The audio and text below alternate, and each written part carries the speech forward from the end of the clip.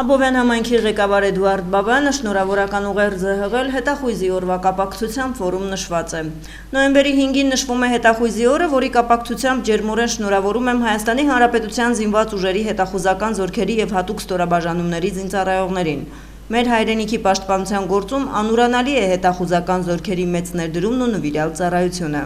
Թե խաղաղ եւ թե պատերազմական ժամանակներում մեր հետախույզները բարձր պատրաստվածությամբ են իրականացրել մարտական եւ անվտանգային առաջադրանքները, գործել են անմնացորդ նվիրումով, չխնայելով անգամ սեփական կյանքը։ Խոնարհումով եւ երախտիկով առաջնահերթ ուզում եմ հարգենք հանուն հայրենիքի նահատակված մեր բոլոր հետախույզների հիշատակը, արժևորենք նրանց սխրանքներն ու անձնուրաց ծառայությունը։ Գնահատելով մեր առաջապահ ուժերի բարդ ու պատասխանատու աշխատանքը, մասնագիտական օրվա առիթով շնորհավորում եմ հետախուզական զորքերի բոլոր ծառայողներին, մաղթում եմ խաղաղ, զգոն եւ անվտանգ ծառայություն։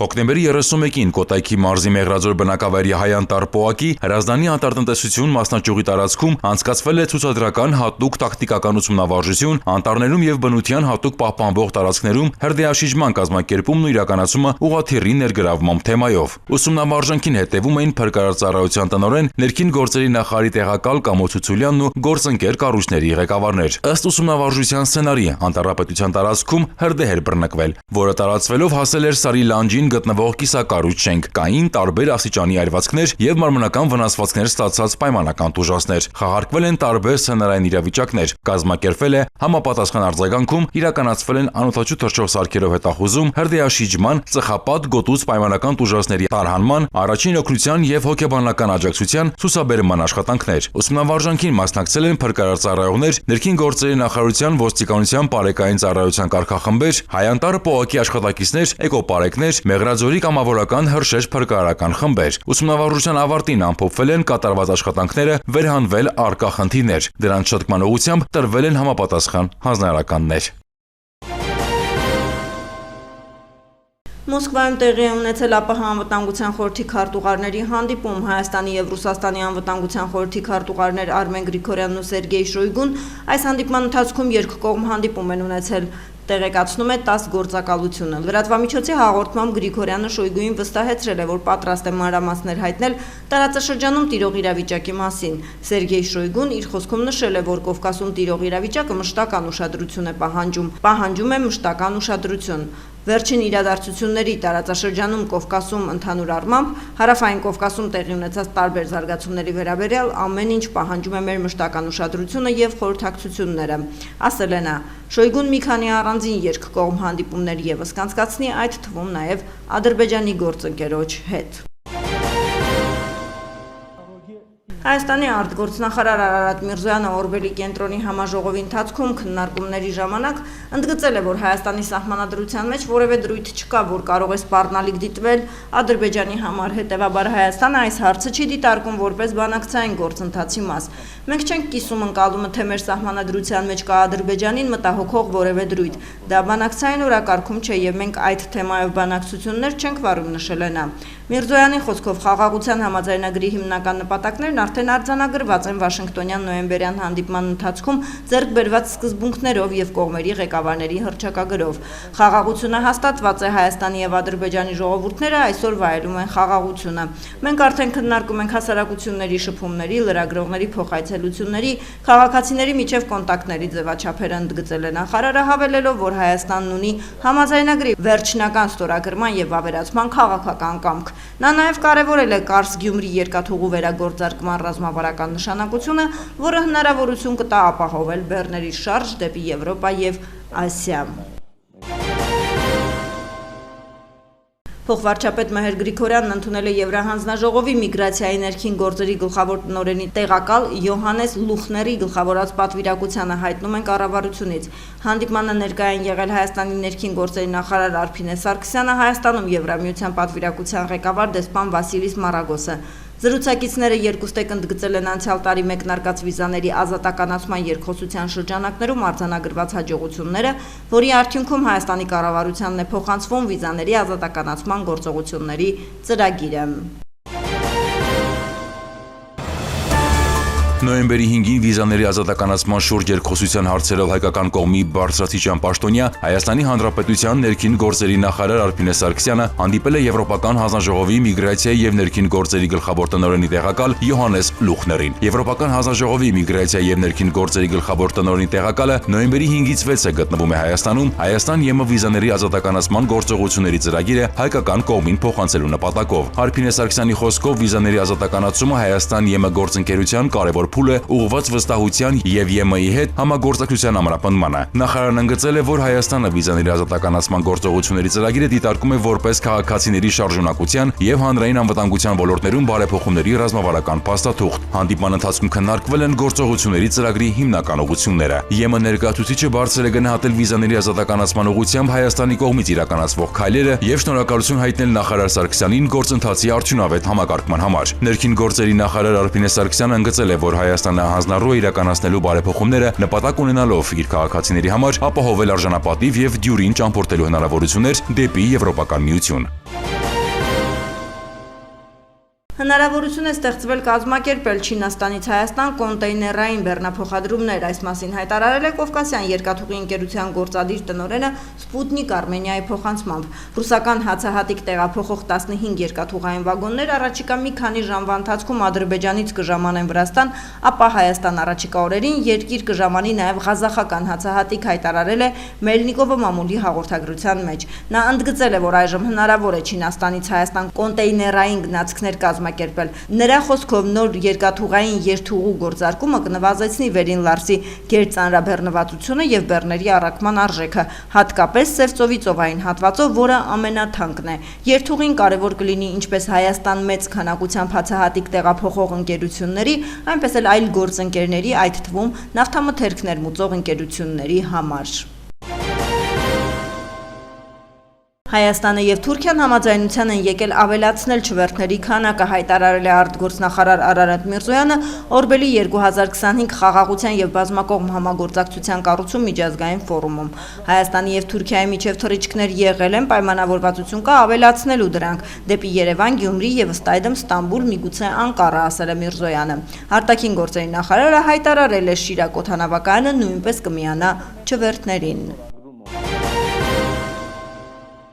Օպերատիվ իրավիճակը Հանրապետությունում նոյեմբերի 4-ից 5-ին բացահայտվել է 156 հանցագործություն, որոնցից 8-ը նախկինում կատարված։ Հայտնաբերվել է 5 հետախուզվող, կամավոր ներկայացել է 3-ը, հայտնաբերվել է 1 անհետ կորած։ Գրանցվել է զենք զինամթերքի կամավոր հանձնման 2 դեպք։ Ճանապարհատրանսպորտային պատահարների վիճակագրության համաձայն անցած 1 օրում գրանցվել է 13 ավտովթար, 2 մարդ զոհվել է, 22-ը ստացել տարբեր աստիճանի մարմնական վնասվածք։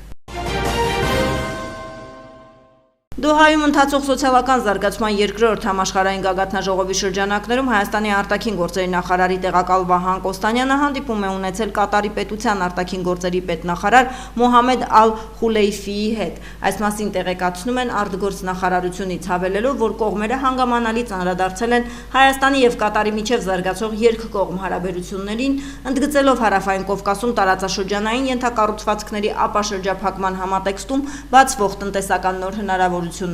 Կոստանյանը եւ Մոհամեդ Ալ-Խուլեյֆին մտքեր են փոխանակել Մերձավոր Արևելքում, մասնավորապես Պաղեստինում եւ Սիրիայում ընթացող զարգացումների վերաբերյալ։ Երկուստեք բարձր է գնահատվել տարածաշրջանի անվտանգության պահպանման համատեքստում Կատարի միջնորդական ջանքերը։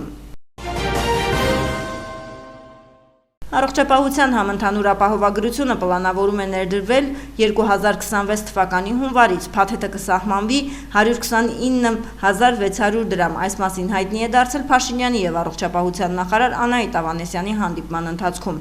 Ապահովագրության փաթեթի արժեքը պետական բյուջեից վճարվելու է մինչև 18 տարեկան, 65 տարեկանը լրացած եւ ավելի ու հաշմանդամություն ունեցող առաջին, երկրորդ եւ երրորդ խմբեր ունեցող անձանց համար։ Սահմանվել են 2025-26 ուսումնական տարվա ընթացքում հանրակրթական ուսումնական հաստատությունների առաջինից 12-րդ դասարանների սովորողների ձմեռային արձակուրդների օրերը հետևյալ ժամանակացույցով։ Առաջին դասարան 2025 թվականի դեկտեմբերի 22-ից 2026 թվականի հունվարի 16-ը ներառյալ հնգօրյա եւ 2025 թվականի դեկտեմբերի 22-ից մինչև 2026 թվականի հունվարի 17-ը ներառյալ 6-օրյա աշխատանքային շաբաթվա դեպքում։ Երկրորդ դասարան դասարան 2025-ի դեկտեմբերի 22-ից 2026 թվականի հունվարի 16-ը ներառյալ Հնգորիա, 2025 թվականի դեկտեմբերի 22-ից 2026-ի հունվարի 17-ը ներառյալ 6-օրյա աշխատանքային շաբաթվա դեպքում, 3-ից 12-րդ դասարան 2025 թվականի դեկտեմբերի 22-ից 2026 թվականի հունվարի 5-ը ներառյալ։ Ներքին գործերի նախարարության ոստիկանությունը շարունակում է պայքարը բնակչության մոտ ապօրինի պահվող զենք զինամթերքը հայտնաբերելու ուղղությամբ։ Քրեական ոստիկանության Երևան քաղաքի վարչության ծառայողների բացատրական աշխատանքի շնորհիվ հոկտեմբերի 30-ին ոստիկանության օպերատիվ կառավարման կենտրոն Զանգարած քաղաքացին հայտնել է, որ պատերազմից հետը բերած զենք զինամթերքը թողնում են Ուբարաշենի գերեզմանատան դարպասի մոտ։ Նշված վայրի զննությամբ հայտնաբերվել են Կալաշնիկովի 2 ինքնաձիգ, հակատանկային նռնակ, 2 ատրճանակ, 3 նռնակ պայթուցիչներով, երկփողանի 2 հրացան, ինքնաձիգի 3 պահեստատուփ, տարբեր տրամաչափի 381 փամփուշտ եւ հակաօդային պաշտպանության իգլա համակարգի բաղադրիչ մասեր։ Քրեական ոստիկանության Արագածոտնի մարզային վարչության ծառայողների բացատրական աշխատանքի շնորհիվ հոկտեմբերի 30-ին 911 ծառայություն Զանգարած քաղաքացին հայտնել է, որ նոր Երզնկա գյուղ տանող ավտոճանապարհին Սպիտակ պարկի մեջ թողել է զենք զինամթերք, հայտնաբերվել է Կալաշնիկովի 2 ինքնաձիգ, Մակարով տեսակի ատրճանակ լիցքավորված 4 փամփուշտով, 1 թմբուկավոր ատրճանակ, ինքնաձիգի 2 փամփշտատուփ, մարտական 4 նռնակ եւ 240 փամփուշտ։ Արդյունավետ էր նաև քրեական ոստիկանության Գեղարքունիքի մարզային վարչության ծառայողների բացատրական աշխատանքը։ Հոկտեմբերի 30-ին Գեղարքունիքի մարզի ճգնաժամային կառավարման կենտրոն Զանգարած քաղաքացին հայտնել է, որ Լճաշենի Բերդի տակ կոչվող հատվածում պատի տակ թողել է զենք զինամթերք։ Հայտնաբերվել է 2 պարկ, որոնց մեջ կար Կալաշնիկովի 2 ինքնաձիգ, որսորդական 1 հրացան, 2 ատրճանակ, մարտական 2 նռնակ, նռնակի 1 պայթուցիչ, ինքնաձիգի 3 պահեստատուփ, ընդհանուր 59 փամփուշտներով եւ տարբեր տրամաչափի 129 փամփուշտ։ Հոկտեմբերի 30-ին Լոռու մարզի 911 ծառայություն Զանգարած քաղաքացին հայտնել է, որ պատերազմից բերած զենք զինամթերքը թողել է Վանաձորում Ուռենու տակ։ Լոռու քրեական ոստիկանները հայտնաբերել են Կալաշնիկովի 2 ինքնաձիգ, ակոսափող հրացան, մարտական 3 ատրճանակ, ինքնաձիգի 3 փամփշտատուփ, 4 նռնակ, նռնակի 3 պայթուցիչ, տարբեր տրամաչափի 113 փամփուշտ։ Նույն օրը նույն ծառայություն Զանգարած մի քաղաքացի էլ հայտնել է, որ պատերազմից բերած զենք զինամթերքը թողել է Գյումրի Հացիկ ճանապարհի Պարսպի վերջնամասում։ Շիրակի քրեական ոստիկանները հայտնաբերել են Կալաշնիկովի 1 ինքնաձիգ, 30 փամփուշտով լիցքավորված պահունակ, 5 նռնակ, 3 պայթուցիչով եւ փամփուշտներ։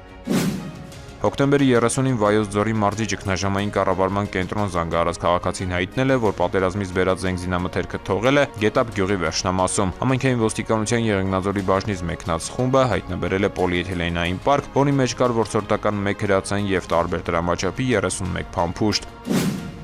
Հոկտեմբերի 30-ին Փրկարար ծառայության Տավուշի մարզային վարչություն Զանգարած քաղաքացին հայտնել է, որ Իջևանում Չրչր կոչվող հայտնի տարածքում թողել է զենք զինամթերք։ Քրեական ոստիկանության Տավուշի մարզային վարչության ծառայողները հայտնաբերել են 1 ինքնաձիգ, 6 փամփուշտով լիցքավորված փամփշտատուփով, ականանետ, ակոսափող մարտական 2 հրազեն, 1 փողանի ողորկափող հրացան, ինքնաշեն հրացան, վառոդ, 1 նռնակ պայթուցիչով, ինքնաձիգի 6 փամփշտատուփ, 202 փամփուշտ եւ այլ զինամթերք։ Կրկին հիշեցնենք, որ ապօրինի պահվող զենք զինամթերքը կամավոր հանձնողներն ազատվում են քրեական պատասխանատվությունից։